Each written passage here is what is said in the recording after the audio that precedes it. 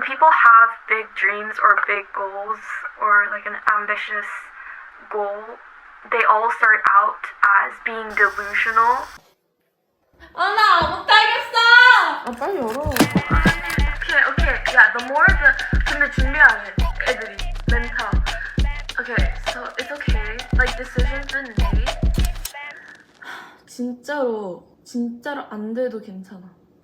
그래. They all start out as being delusional until it becomes reality. And I say this because during my application season, early decision, I had a lot of self-doubts that were kind of influenced from outsiders. Like, don't get me wrong, I had a lot of people who believed in me, but I also had other people who had the credibility to comment the way that they did on like how realistic it is for me to get it actually accepted. Throughout my high school, I was doing fine.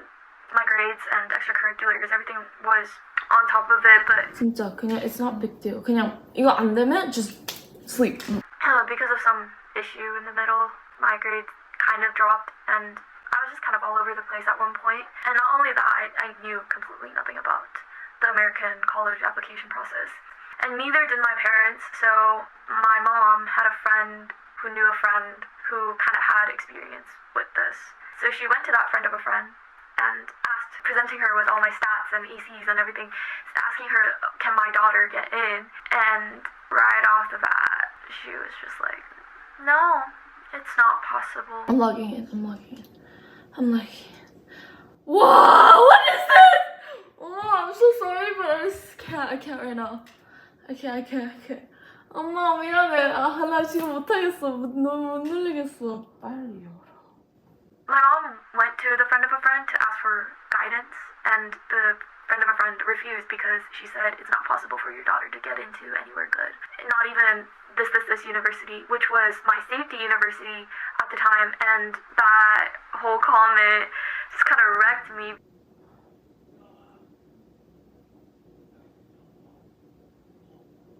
안 돼도 괜찮지? 응, 안 됐어. 아니 안 돼도 괜찮지? 응, 그럼 난 괜찮아.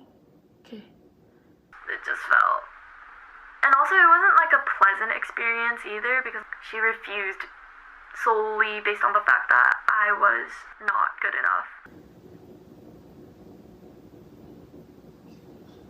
Yeah, I remember texting my friends about it, like, oh, this person said like this place isn't even like considered a safety school. It's like my reach or like, God, I really don't like thinking back to that time.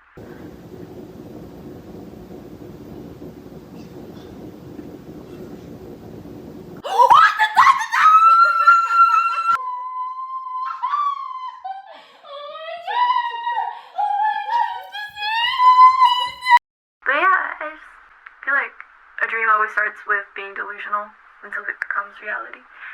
No, I don't want to sound so deep, but I know October is if I'm right, I think it's around the time that people start applying and submitting their applications. Is that November? I don't really remember, but just wanted to say that. Just try, give it a go. Why not? Yeah.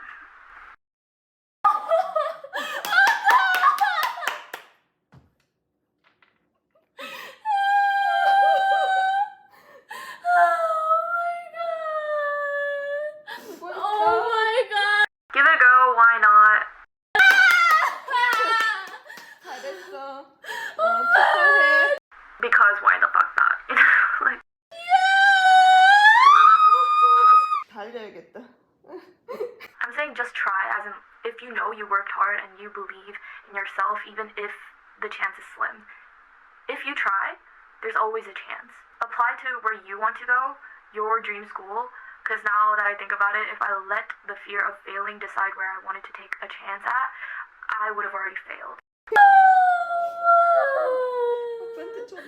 With everything that happened, I had a choice. I could either apply to where I thought I had a greater chance to get into and be done with stressing for the last few months, or I could apply to a school that I really, really, really wanted, but had a lower chance of getting in. 이거 꺼야지.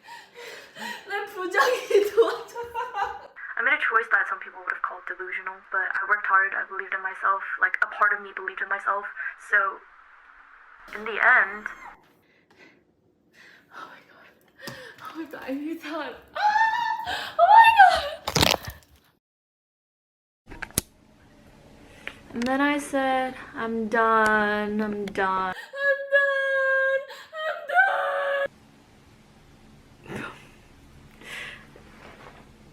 Oh, because, you know, ever since I was little, I put a lot of pressure on myself to get into a good college. And seeing that acceptance that day, I was this like big weight on my shoulders and pressure that I've been like holding on to since I was little was like lifted, and I was just like, I'm done. I could do the things I really want to do, because like, you know, all the vacations, all the holidays I spent working on my portfolio or things that would, you know, be helpful for my academic endeavors or whatever, like, and I always told myself I will do this after I get into college. After I get into college, I could do this anytime after I get into blah blah blah.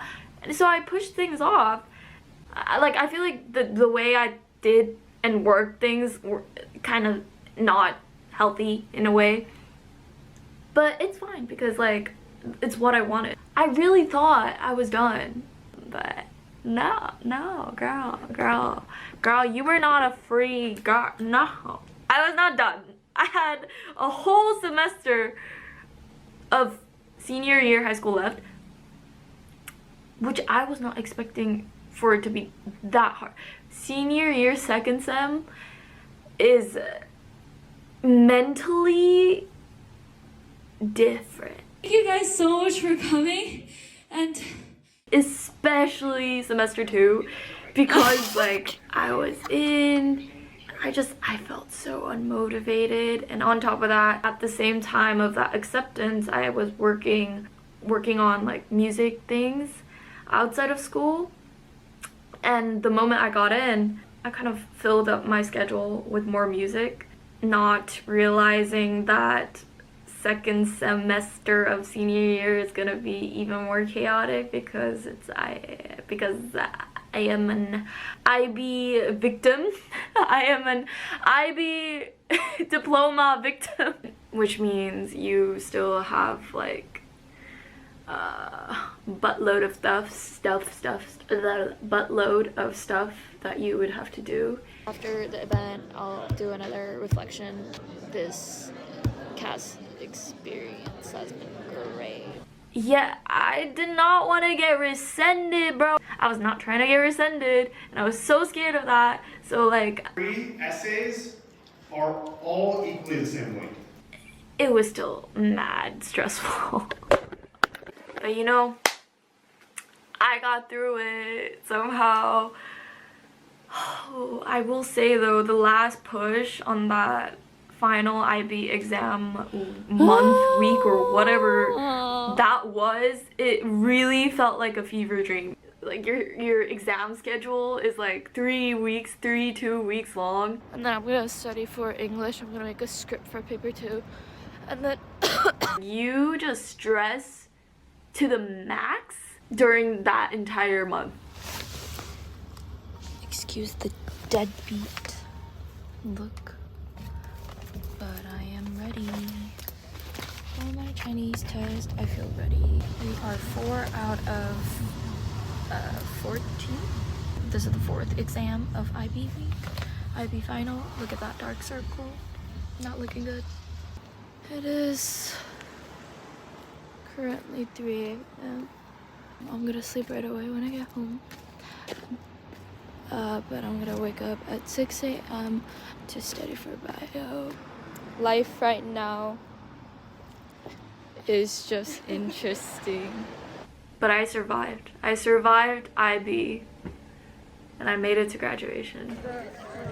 Looking back on the footages, it wasn't terrible. We're graduating! Thank you, and all loves to the people who made me who I am today.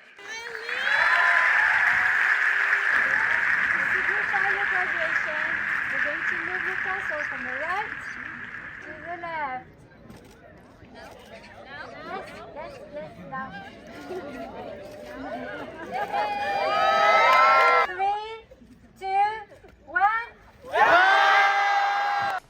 after successfully graduating, I made the decision to take a gap year right after high school. Yeah. It was not like a right away decision that I made. I'm not going to lie, like the decision was not easy. It was definitely a scary decision to make, but in the end I just decided to take the gap year anyways because I knew exactly what I wanted to do. It's actually something that I've been wanting to do my whole life. You know, even though this has been a very clear dream of mine since I was little, I never really said what exactly this dream was out loud to other people because I was kind of scared of getting judged. I know it might kind of sound stupid for having that kind of fear, but to put it into perspective, this dream of mine is like 1 in a million. And so like when it feels so impossible, it feels too ambitious and too big of a dream that it feels very vulnerable to say it out loud. Yeah, so I always felt kind of reluctant to specify what exactly this dream of mine is, but I've came to accept that this is worth being delusional over and trying and giving it my all. I want to become a singer-songwriter, a performer, an artist.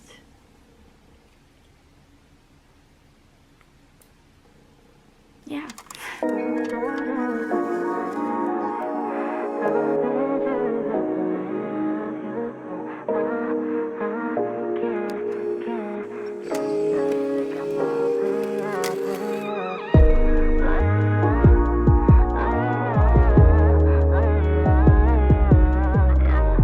Since I was little, I've always loved art, whether that be like music, dance, painting. My first ever performance was when I sang ABC by the Jackson 5 in preschool in my little like red glitter costume.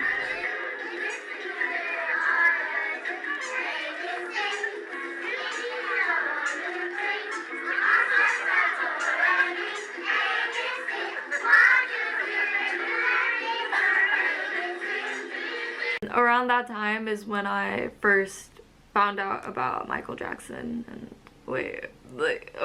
I've recently been on an MJ obsession. Like I've always liked his stuff, but like this resurfacing of MJ obsession is like next level. Like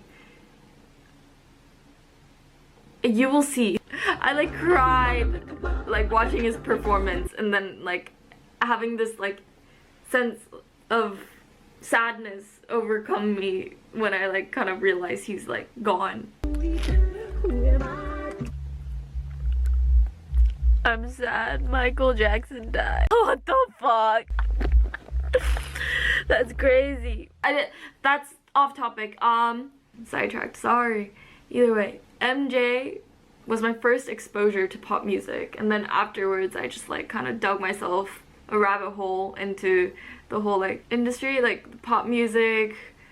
I don't know, I just became so obsessed with music. Like I definitely had exposure to performing and like creating art here and there when I was growing up, but it was never really until like 8th grade until I like started to make my own original music. My first ever song was called Dream. I made that song on GarageBand and I had no idea what I was doing. Like I found my kick and I don't think I even had a snare in that song. I think I found my kick sound from like this audio on YouTube. I was essentially sampling, but without necessarily knowing that I was sampling. Like I genuinely had no idea what I was doing.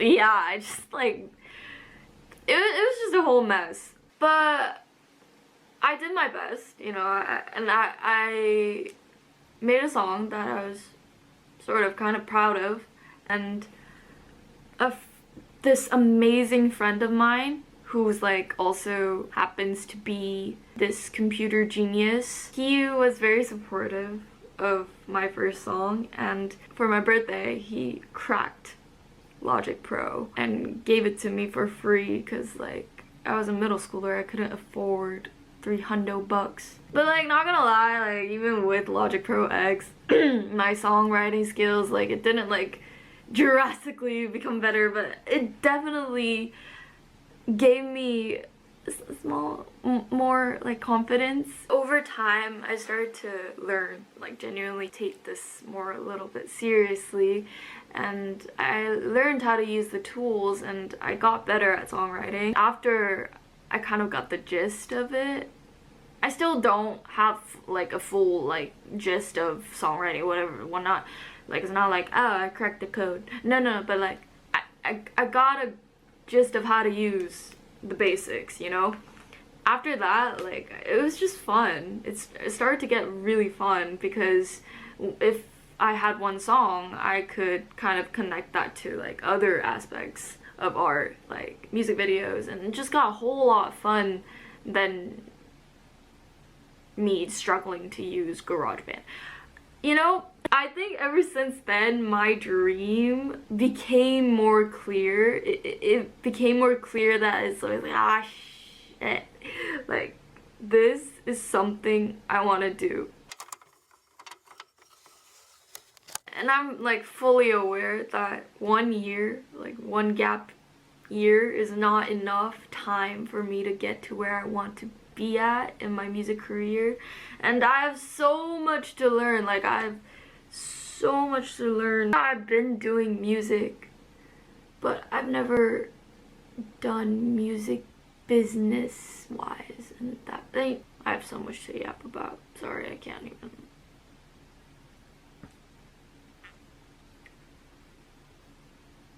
Yeah. But ultimately, I just wanted to get started and start this series. I wanted something to keep record of my growth and what I learned along the way, because it's only been like 2-3 months since this gap year started, but I've already learned so much about myself as an artist and as a person and about this industry.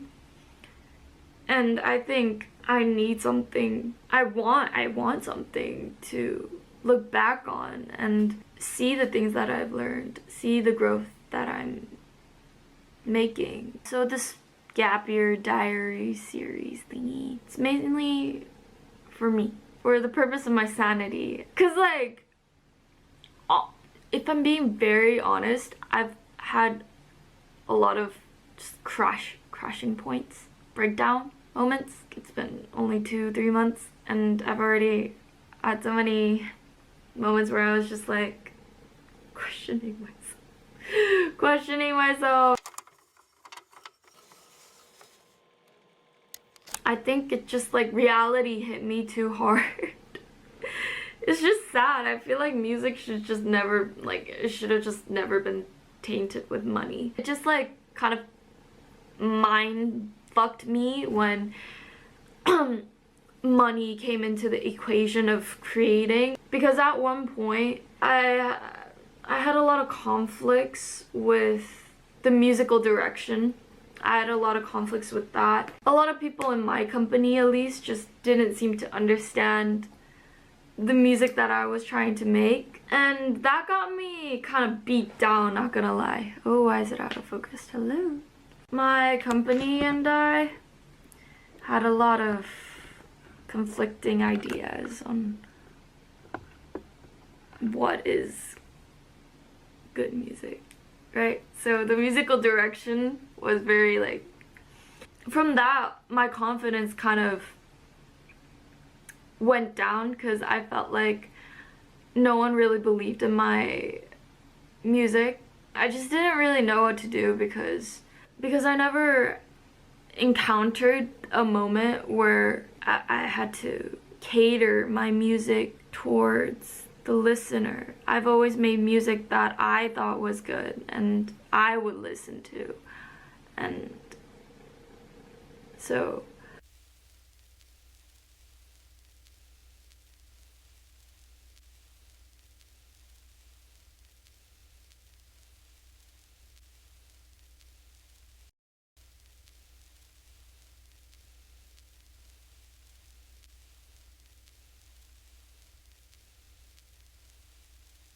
yeah, it just like it just messed with my confidence a lot. But after everything, I've just came to a conclusion that what I'm doing, I still believe in. I believe in the music that I'm making, and I'm gonna continue to advocate for it. And if that means continuously having to argue with my company, then so be it. I will do that. Is the conclusion that I came to. I don't know if that's unethical and if that's not supposed to do it. But like, you know, I believe in my shit now. But at one point, there was a moment where I was like, oh, is my music not good enough for people to invest in my work? Like, it became so money oriented that I hated it. I was like, ugh. And my confidence in myself depleted because of that. Like, art is super subjective, right? So the marketability or the value of a certain product isn't really determined by the quality of it. Like, the quality of it is just determined by the listeners. Like, and that listener, we all have different taste in music. So what I realized is I need to advocate for myself. I need to be my own biggest fan first. I need to believe in my music first before I try to even have other people enjoy it. And once I realized that, I was like, F this. F it. Like, F it. Just gonna do what I've been always doing, and I believe in it. If they don't like it, they don't like it. Like, take it or leave it. I just, you know. So I just need I just need a way to continuously remind myself that what I'm doing day by day is one day gonna amount to something good, and that I need to keep on believing myself. I just need that. And I feel like recording myself and my growth and my progression hopefully helps me keep going, you know? And even if it's like 10 people supporting me, it means so much. You don't even know when a person tells me that they actually listen to my music. I'm like, you actually listen to my music? And I get like teary-eyed. Like, also, don't get me wrong, my friends are so supportive, but I really realized like I can't do this if I don't believe in myself and my work. So I'm learning how to believe in the shit that I make. It's progress.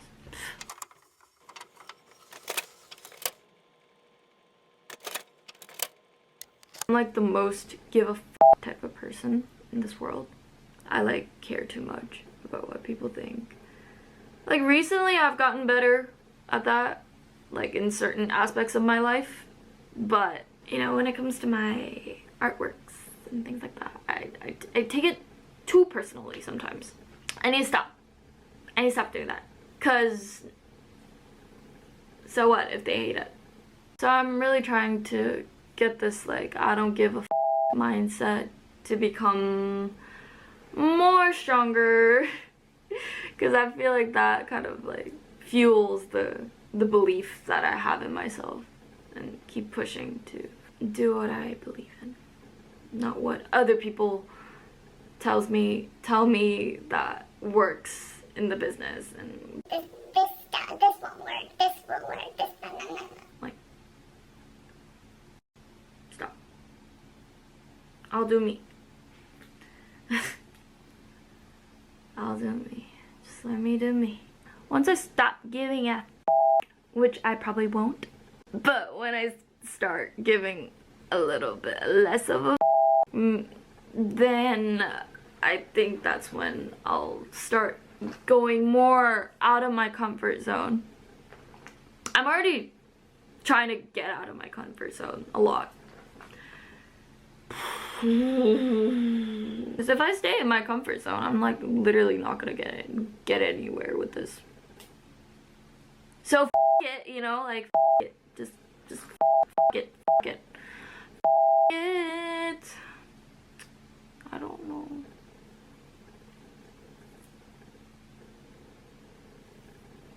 I'm all over the place. Sorry. But that's the point, you know? I'm here to just yap.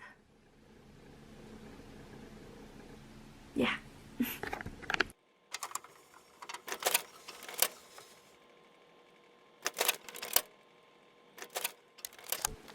So maybe I'll just like vlog. Honestly, I don't really know what exactly I'll do, but anytime I get this like sense to just rant, I feel like I'll just turn on the camera and just rant, yap. If I feel like I like made a incredible discovery, then I'll turn on the camera and talk about the discovery. I don't know. It's just gonna be me doing my thing during my gap year. So gap year diaries it is. But essentially in a longer run, this is the start. The end always has a new beginning, or whatever deep shit. Let's see where delusion, desperation, and hard work gets us. Okay, thank you for listening, Ailym, in the future. I hope you're doing good and slaying.